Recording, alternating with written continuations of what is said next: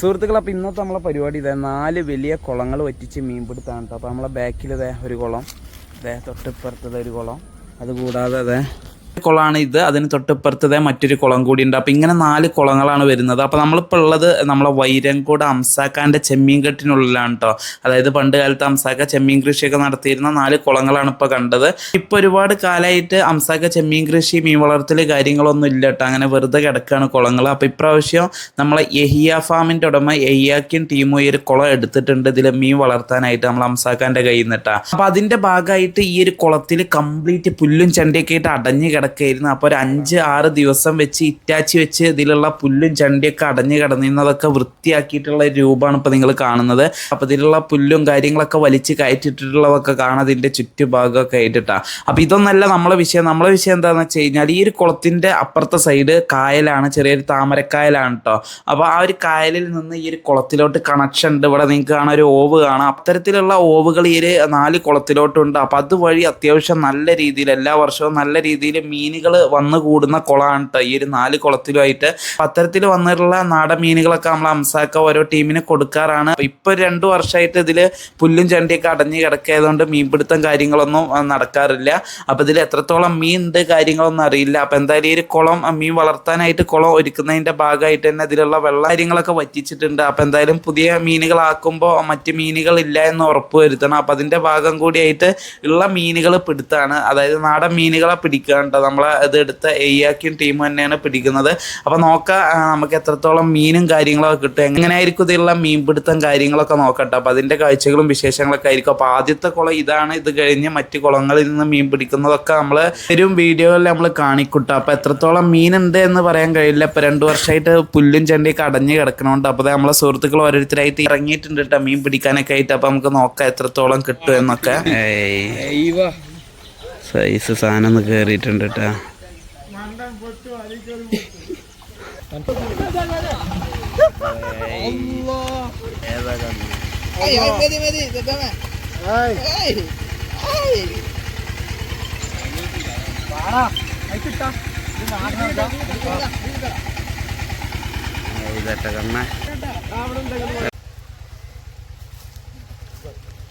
അതാ പോയി വല്ല നേരെ കുളം പോയി.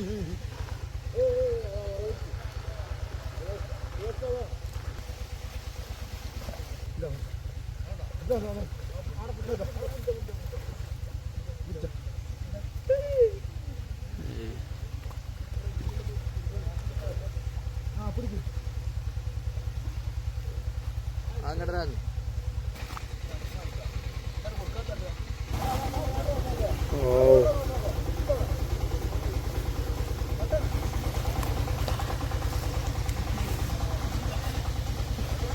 അതട്ടാ സൈസ് സാധനം. അതപ്പോൾ കിട്ടിയത് അടുത്തത് സൈസ് സാധനം അടി. അപ്പോൾ അതാ നമ്മളൊരു സുഹൃത്ത് ഒരു മീനെ കണ്ട്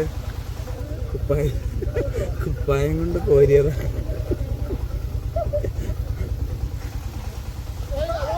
അതായത് ചാടി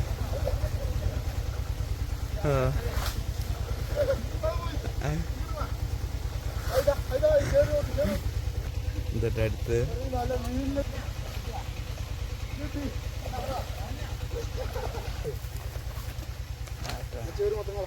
ഇപ്പതട്ടാ ചാക്കുകൊണ്ട് കോരി പിടിച്ചതോ പിന്നെ അല്ലാതെയും പിടിച്ചതാ. അതിൻ്റെ സൈസ് സാധനങ്ങൾ അതെന്താ പൊരിക്കോ? ഓ മുള്ള എത്താന്ന ഭാഗ്യം.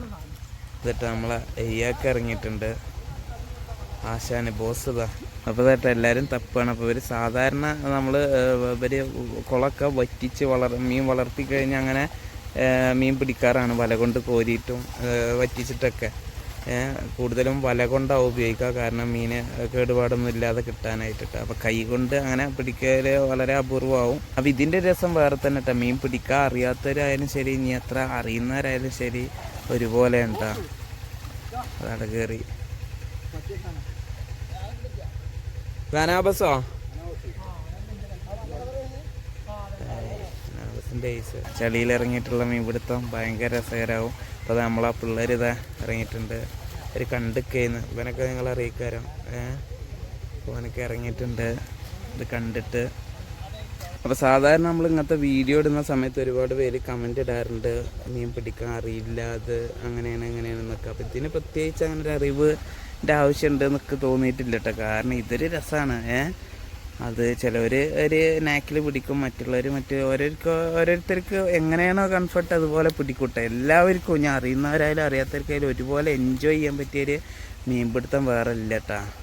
അതാണ് നമ്മളെ ചളി തപ്പിയിട്ടുള്ള മീൻപിടുത്തത്തിൻ്റെ ഒരു പ്രത്യേകത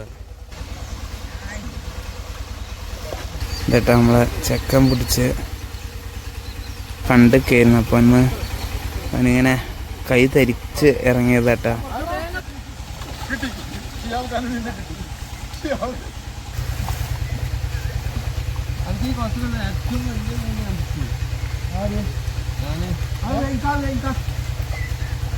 നമ്മളെ ചെക്കനത് അവിടെ ഒതുക്കിയിട്ടാ ചാക്കിലോട്ട് ഇട്ട് കൊടുക്കുന്നത്.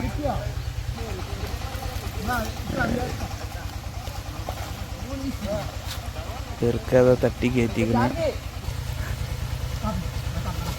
കണ്ണം കയറി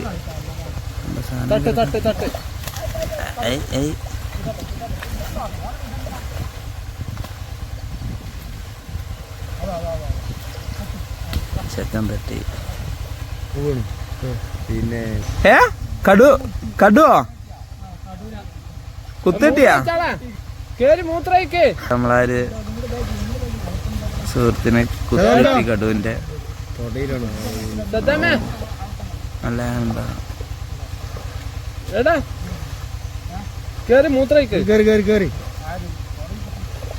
തുടമല അങ്ങനെ പിടിച്ചു വിട്ടാ മതി.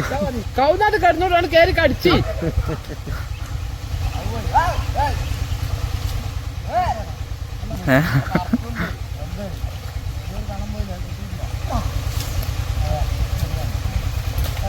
എന്നിട്ടൊക്കെ ചെളിന്ന് പൊന്തണണ്ടാ മേലെന്നാണ് കംപ്ലീറ്റ് ആയി ഇറങ്ങിയിരുന്നത്. അടുത്തൊരു കടു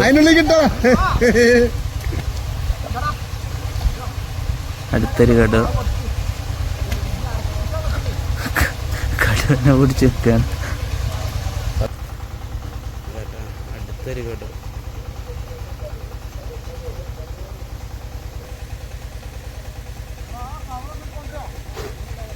അതെന്താ കടുവോ? കടുവിനെ പിടിച്ച് നോക്കാം.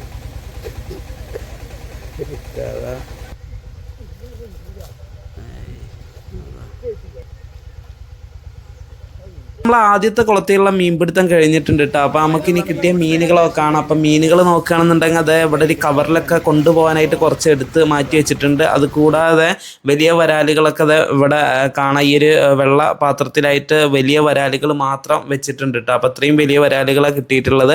അതുകൂടാതെ ഒരു ഇടത്തരം വരാലുകൾ ഒരു 1/2 കിലോ 3/4 കിലോ ലെവലൊക്കെ വരുന്ന വരാലുകളൊക്കെ അത് വൃത്തിയാക്കി ബോക്സിലോട്ടാക്കി വെക്കുന്നുണ്ട്. അതുകൂടാതെ പേരിന് നമുക്ക് കുറച്ച് കടു അതുപോലെ നമ്മളെ പൊരിക്ക് അനാബസ് എന്നൊക്കെ പറയുന്ന അതും പേരിന് കിട്ടിയിട്ടുണ്ട് കേട്ടോ. അപ്പോൾ അത്രയും മീനുകൾ നമുക്ക് കിട്ടിയിട്ടുള്ളൂ. അപ്പം എല്ലാം കൂടി ചേർത്ത് ഏകദേശം ഒരു 15 കിലോ 20 കിലോക്ക് ഉള്ളിൽ ആകെ മീൻ കിട്ടിയിട്ടുള്ളൂ കേട്ടോ. അപ്പം നമ്മൾ പ്രതീക്ഷിച്ച പോലെ തന്നെ വലിയ തോതിലുള്ളൊരു മീൻ നമുക്ക് കിട്ടിയിട്ടില്ല. കാരണം ഇതിൽ അത്രയും പുല്ലും ചണ്ടി അടഞ്ഞു കിടക്കുകയായിരുന്നു. അപ്പോൾ അതുകൊണ്ട് തന്നെ മീനും കുറവായിരുന്നു കേട്ടോ. അപ്പോൾ ഇത് നമ്മൾ പ്രതീക്ഷിച്ചത് തന്നെയാണ്.